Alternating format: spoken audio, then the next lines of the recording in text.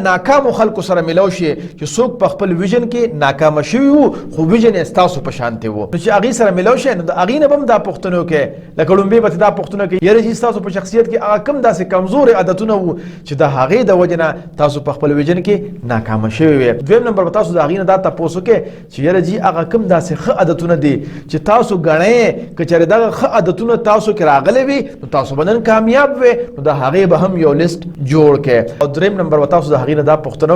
چې یاره تاسو په خپل ویژن حاصلولو کې کوم مشکلات مخې ته راغلي وو او هغه مشکلات تاسو ولې حل نه کړي شو نو د دې به هم پوره یو لیست جوړ کړئ او په څلورم نمبر باندې بچې تاسو به د هغې نه دا پوښتنه هم وکړئ چې یاره تاسو ویژن ځان نه جوړ کړی وو نو بیا هم د هغې مکمل پلانینګ کړی وو او د هغې پلانینګ مطابق تاسو زندګي تېره کړې وه او کنه کله کله مونږ ډېر غټ ویژن جوړ کړو او پلانینګ هم وکړو خو د هغې مطابق عمل نه کوو او ژوند نه تېرو په دې باندې به انشاءالله العظیم مونږ یو بل ټیبل ټاک کوو چې هغې ته پروکراسټینیشن وایي ټال مټول اکثر خلک ویژن جوړ کړي پلانینګ وکړي خو ټال مټول کوي په هغې باندې عمل نه کوي نو دا یو عادت دی د انسان چې دا ډیولپ شي نو هغه خلک بیا سکسسفل نه وي بچې نو خلاصه د خبرې دا شوله کله چې تاسو د دوو قسمه شخصیاتو سره ملو شئ یو کامیاب شخصیات دي یو ناکام شخصیات دي نو تاسو ته په خپله پته ولګي چې تاسو به د خپل پیشن مطابق لانګ ټرم ویژن څنګه جوړوئ او د هغې دپاره به پلانینګ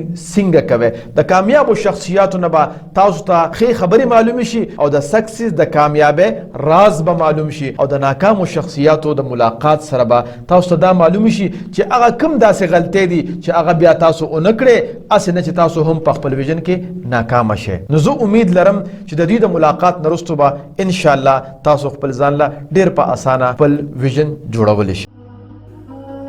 د خدای دپاره پښتنو سانونه وپېژنئ ستاسو دپاره خو به ځان له پیغمبر نه راځي